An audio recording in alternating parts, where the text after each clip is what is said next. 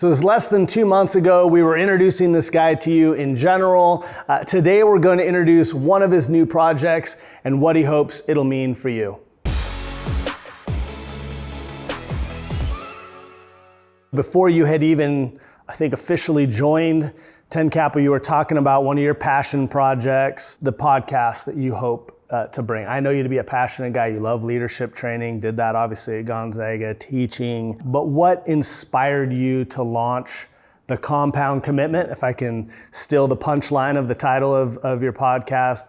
And really, where does that come from, or what does that mean from your own personal journey? Well, one of the favorite things I did at Gonzaga is I started a podcast called The Hoop Commitment. And it was to help athletes, basketball players improve their way they eat, train, and lead. And what I found in the process was I learned so much. I got to reach out to NBA strength coaches, sports psychologists, nutritionists, and be able to learn from great leaders in the field.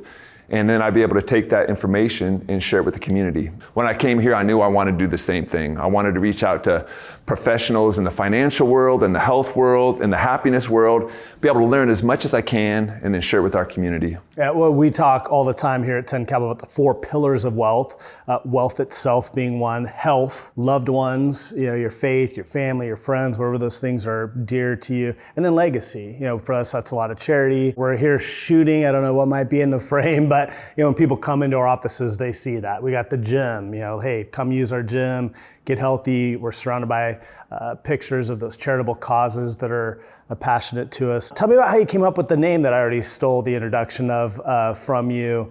Commitment, obviously I know is a core principle of that in the title. What does that mean to you? Where do you, that's something I think a lot of people struggle with. How do you hope to help? Well, when I learned the difference between a goal and a commitment, it changed my life. And I was a kid that grew up setting goals. I had all the sticky notes on my bathroom mirror, and I love goals.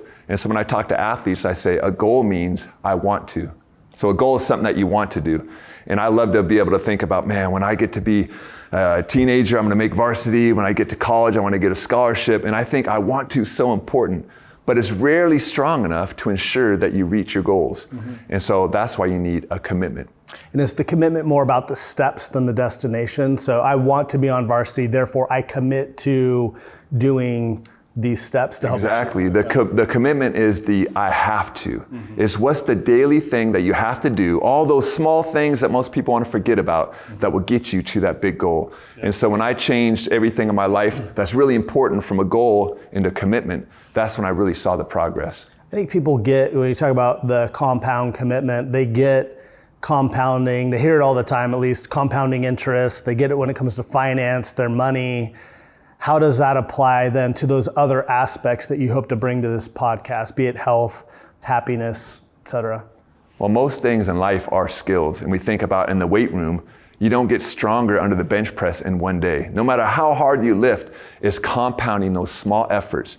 Even after a week or maybe 2 weeks, you might get weaker. But over the course of months or years, those small consistent actions add up to something even bigger. I know on your previous podcast, you would interview business leaders, like you said, coaches, trainers, people who had done very well in their respective fields.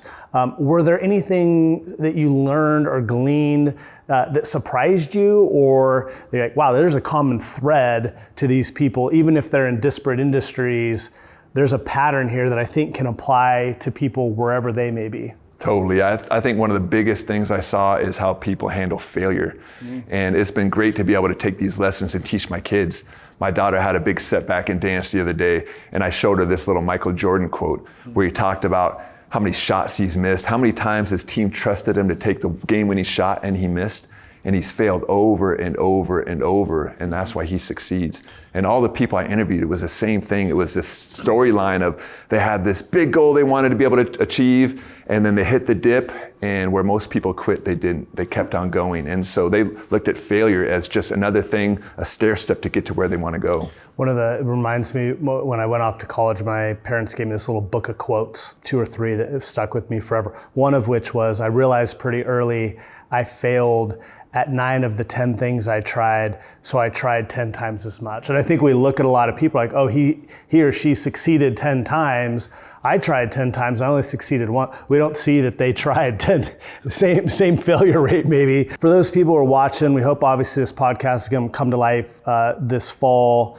What do you hope for listeners to take away, glean, grow from being able to listen to the podcast?